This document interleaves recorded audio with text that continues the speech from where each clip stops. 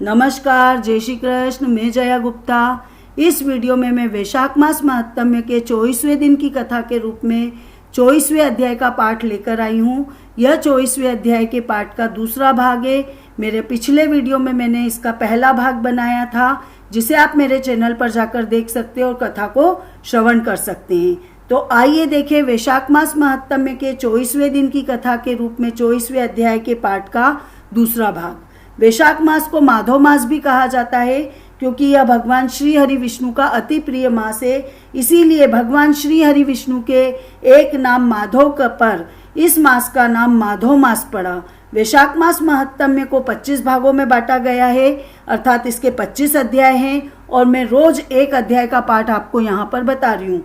आज मैं आपको वैशाख मास महात्म्य के 24वें अध्याय का पाठ का दूसरा भाग बता रही हूँ। मैं आपको वैशाख मास महात्म्य के 24वें अध्याय का दूसरा भाग बताऊं, उसके पहले मैं आपको संपूर्ण महामृत्युंजय मंत्र बता रही हूँ। कल जो मैंने महामृत्युंजय मंत्र बताया था वो उसका लघु स्वरूप था। आज मैं आपको संपूर्ण मंत्र बताने वाली हूँ और साथ ही उसकी महिमा बताने वाली हूँ। महामृत्युंजय मंत्र भगवान शिव की स्तुति है। यह सिद्ध किया गया मंत्र है। इसके उच्चारण से दुख, रोग, अकाल मृत्यु दूर हो जाती है और मानव के दुखों का निवारण होता है। यह मंत्र संसार के लोगों को भवसागर से पार लगा देता है। इसे विधि पूर्वक करना चाहिए। योग्य ब्राह्मणों के द्वारा अनुष्ठान कराने से सभी रोगों का नाश हो जाता है, जीवन बच जाता है। यह मंत्र एक अमृत के समान है। एक्चुअली में जब जीवन पर मृत्यु तुल्य संकट आता है तो महामृत्युंजय मंत्र के जाप किए जाते हैं उस संकट को दूर करने के लिए, और उससे कई बार हमारे वो संकट दूर भी हो जाते हैं। इसलिए इसे अमृत के समान माना गया है। महामृत्युंजय मंत्र भगवान शिव का मंत्र है। इस मंत्र को प्राण रक्षक और महामोक्ष मंत्र भी कहा जाता है। महामृत्युंजय मंत्र से शिवजी को प्रसन्न करने वाले जातक से मृत्यु भी डरती है।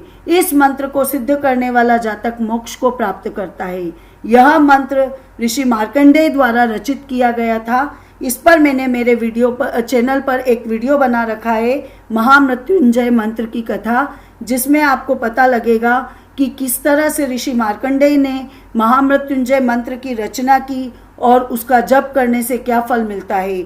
मैं इस वीडियो के डिस्क्रिप्शन में उसका लिंक दे दूंगी। आप उस वीडियो को देखकर महामृत्युंजय मंत्र की रचना की कथा जान सकते हैं।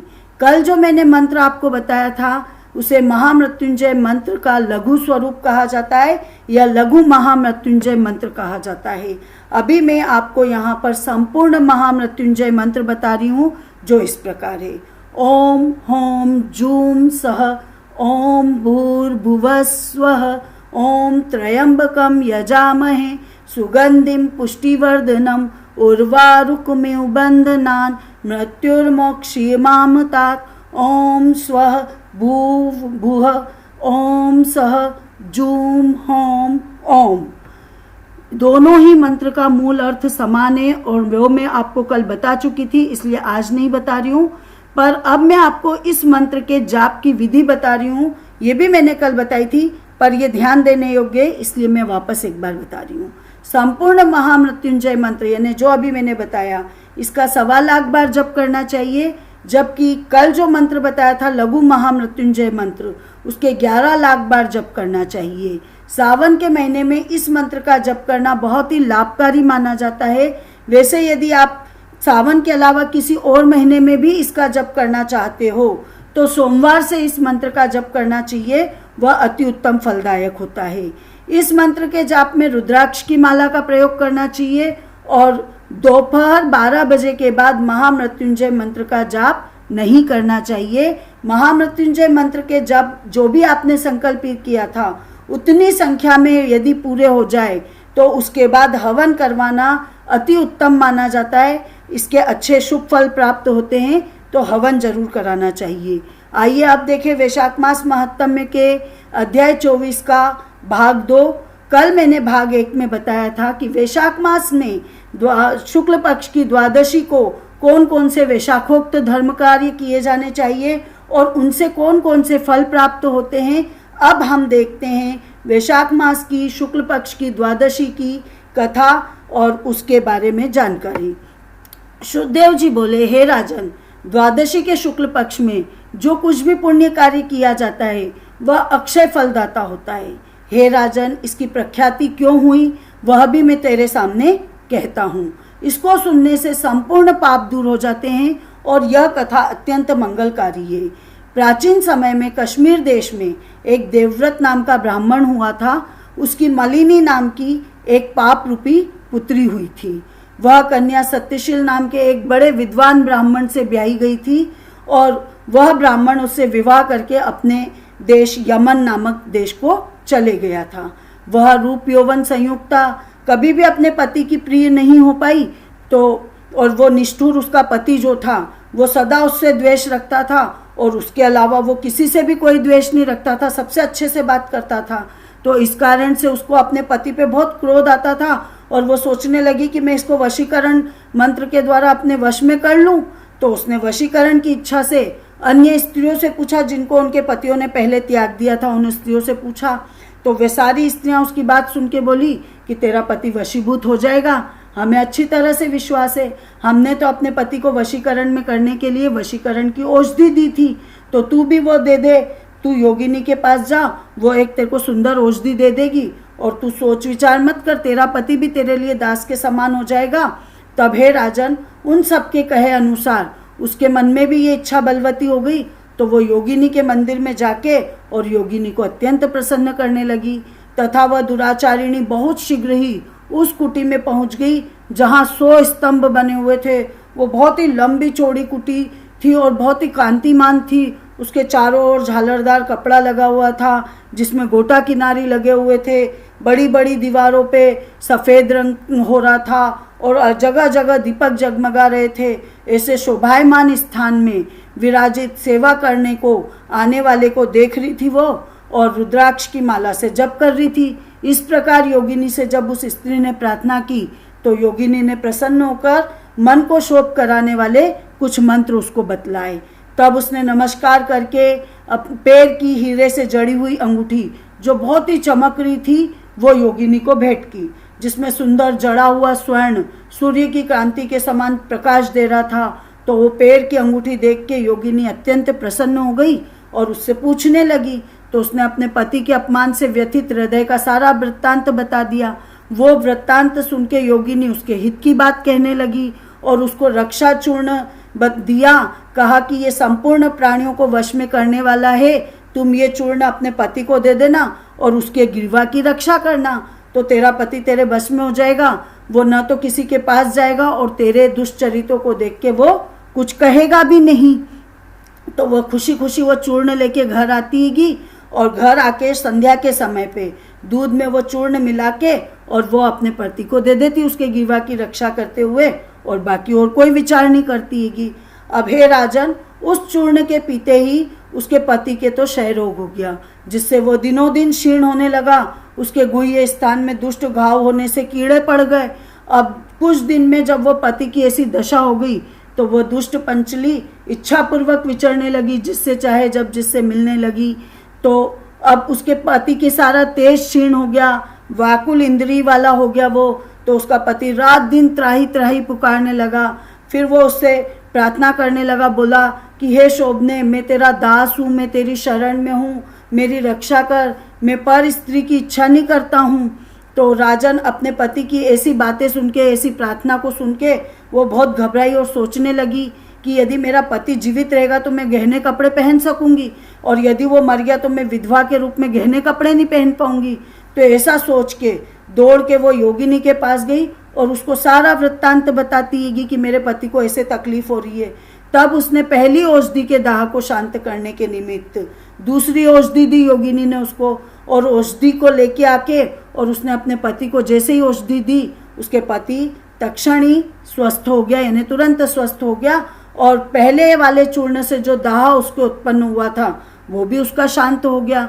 तब से अब पति घर में ही रहता था, उसके वशीभूत हो गया था। अब उसके घर पे काम के बहाने उपपति घर में आके निवास करते।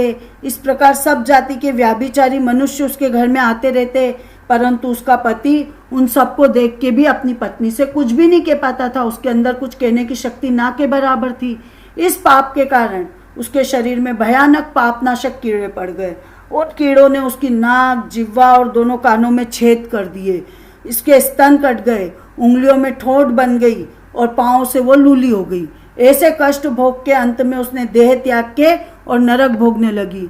तब 15 सहस्त्र वर्ष यानी 15,000 वर्ष तक ताम्रभान नामक नगर में दग्ध होती रही। फिर 100 जन्म तक बार बार कुत्ते की योनि में पड़ी रही। उसकी नाक कट रही थी, कान फटे हुए थे, मस्तक में कीड़े पड़े हुए थे, पूंछ कट गई थी, टांग लंगड़ी हो गई थी। ऐसी दशा में ही वो घर घर घूमती थी कुत्ती के रूप में।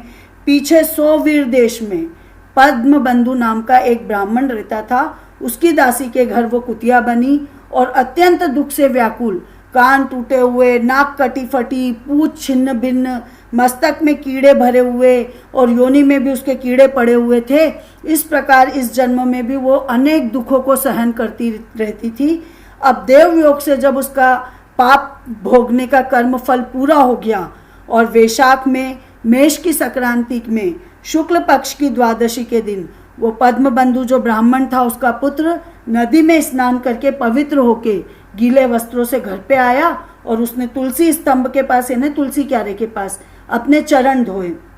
उसी स्तंभ के नीचे वो कुतिया सो रही थी, तो वो पानी जो था उसके चरण के धोने का वो उस कुतिया के वहाँ आ गया जहाँ कुतिया लेटी हुई थी। तो वो पानी उसके शरीर में भी लग गया। सूर्योदय से पहले कुतिया उस चरणों के धोए हुए जल में लेट गई, जिससे उसके सारे अशुभ कर्म तत्काल नष्ट हो गए और उसको अपने पूर्व जन्म की सारी बातें याद हो गई।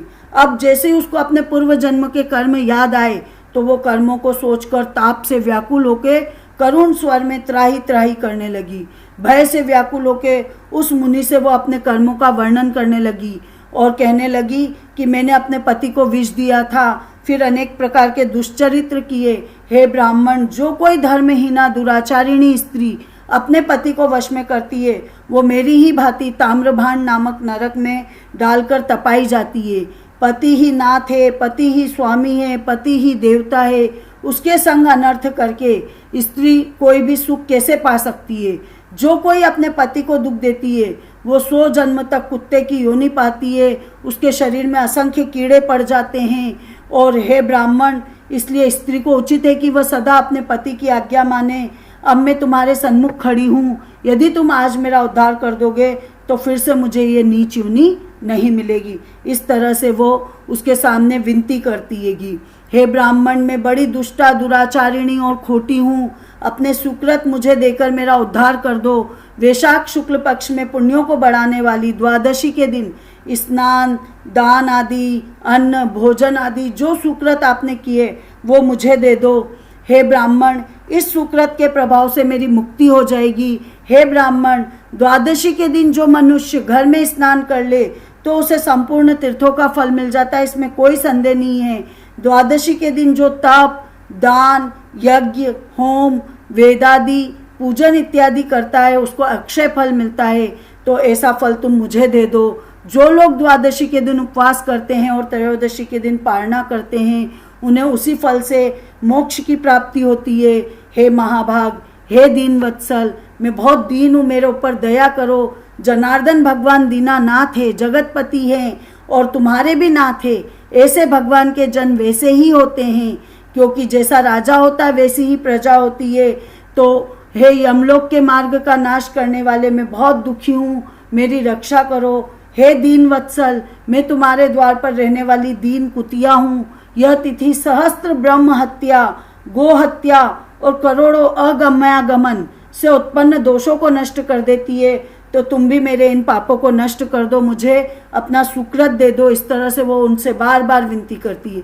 हे महामुनि, इस तिथि में आपने जो महापुण्य किए हैं वो मुझे देके मेरा उद्धार कर दो। मैं बड़ी दीन हूँ, व्याकुल हूँ, मेरी रक्षा करो। और फिर अंत में कहती है, द्विजवर, मैं तुमको नमस्कार करती हूँ। और इस तरह से वो उससे बार बार विनती करती है। तो वो मुनिपुत्र कुतिया से बोलता है कि हे कुतिया, अपने किए हुए कर्मों के सुख दुख रूपी फलों को प्राणी को ही भोगना पड़ता है। जो जैसा कर्म करता है उसको वैसे ही फल मिलते हैं और वो स्वयं ही भोगता है। हे दुराचारिणी शूद्र, क्या करेगी जिसने रक्षा चूर्ण आदि द्वारा अपने पति को वशीभूत किया।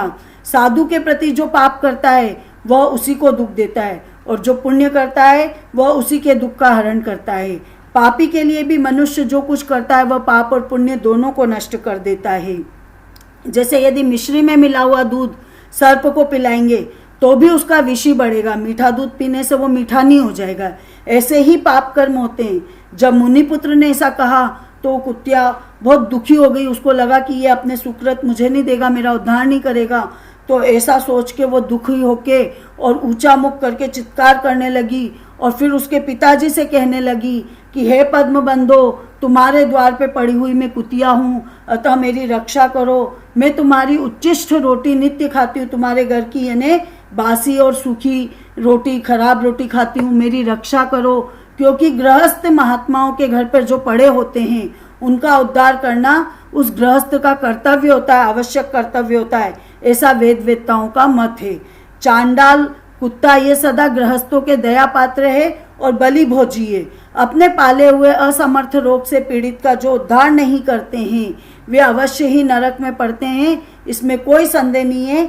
वह वेद वेत्ताओं का मत है। इस तरह से वो उस ब्राह्मण से भी प्रार्थना करती है और उसको अपने धर्म का ज्ञान करवाने का भी प्रयास करती है। सब संसार का कर्ता एक ही परमात्मा है, वह सबको रचकर स्वयं सब जीवों को दारादरी रूप से पालन करता है। अतएव अपने पाले हुए की रक्षा करना भगवान की आज्ञा है और उस पोष्य रक्षा रूप भगवान की आज्ञा का जो भी उल्लंघन करता है वह अज्ञानी होता है और वह भगवत कोप से अपने सर्वस्व को नष्ट करके अंत में नरक का गामी होता है। अतः कर्म कर्तव्य यह है कि तुम दयालु हो और मुझ दुर्बुद्धि का उद्धार करो। घर के भीतर दुख से ऐसे आर्त कुतिया के वाक्य सुन के पद्म बंधु शीघ्र ही घर से बाहर आता। वो सुनता है जब ऐसे वाक्य तो घर से बाहर आता हैगा और कुतिया से पूछने लगता है कि क्या बात है, तुम इस तरह से आदर स्वरूप में आदर रूप से क्यों यानी विनती कर रही हो। तो उसका पुत्र उसको सारी बात बता देता है। तो अपने पुत्र के ऐसे वचन सुन के वो विस्मित होके कहने लगता है कि मेरा पुत्र होके तूने ये कहा। हे पुत्र, साधुओं को ऐसा वाक्य कहना अनुचित है। अपनी ही आत्मा को सुख देने वाले पापी औरों से तिरस्कृत किए जाते हैं। तो हे पुत्र देखो, संपूर्ण प्राणी परोपकार के लिए ही तो होते हैं। चंद्रमा, सूर्य, पवन, पृथ्वी, अग्नि, जल, चंदन, वृक्ष और महात्मा लोग सभी परोपकार के लिए कार्य करते हैं। वे अपना फल नहीं देखते हैं, अपना लाभ नहीं देखते हैं, अपना हित नहीं देखते हैं। तो हे पुत्र, जैसे दधीची ने देवताओं के उपकार के लिए दैत्यों को महाबली जान अपनी हड्डी निकाल के दे दी थी, राजा शिवी ने कबूतर के बदले में अपना मांस काट के दे दिया था जब भूखे श्वान ने कबूतर के ऊपर छलांग मारी थी। इसी तरह जीमूत वाहन नाम का एक राजा जो पृथ्वी मंडप पे हुआ था, उसने भी महात्मा गरुड़ के लिए अपना जीवन दे दिया था। तो विद्वान लोग तो अपना जीवन तक दे देते हैंगे परोपकार के लिए। अतः विद्वान ब्राह्मण को तो सदा ही दया करनी चाहिए। मेघ शुद्ध स्थान पे बरसता है तो क्या अशुद्ध स्थान पे नहीं बरसता है? क्या चंद्रमा चांडाल के घर पे ही चांडाल के घर प्रकाश नहीं करता है? तो इस तरह के प्रश्न वो अपने पुत्र से पूछते हैं। तब बार बार प्रार्थना करती हुई कुतिया के दुख को देख के उसके पुण्य कहते हैं कि मैं अपने पुण्य से इसके प्रभाव को दूर करूंगा। जैसे कीचड़ में फंसी हुई गौ को निकालते हैं, इसी प्रकार पुत्र को समझा के स्वयं पद्म शर्मा ने प्रतिज्ञा ली कि हे कुतिया, मैं तेरे निमित्त द्वादशी के दिन का पुण्य देता हूँ, तू अपने सब पापों से छूट विष्णु लोक को जा।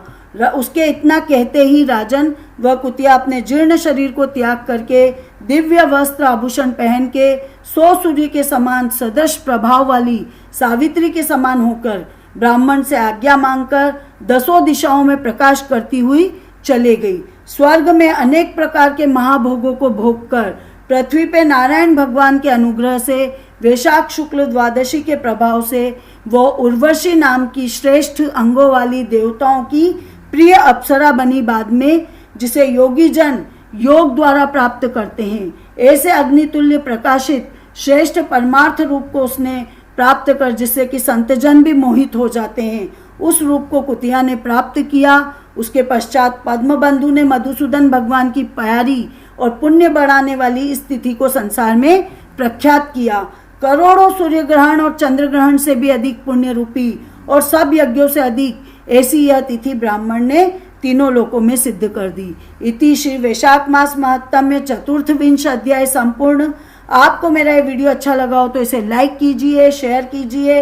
अभी तक यदि आपने मेरा चैनल सब्सक्राइब नहीं किया तो कृपया मेरे चैनल को सब्सक्राइब कीजिए, बेल आइकन को हिट कीजिए ताकि मेरे नए वीडियोस के नोटिफिकेशन आपको तुरंत प्राप्त हो। हिंदू धर्म, संस्कृति, तीज त्योहार, व्रत कथा, रीति रिवाज इत्यादि जानने के लिए मेरे साथ बने रहिए। जय श्री कृष्ण।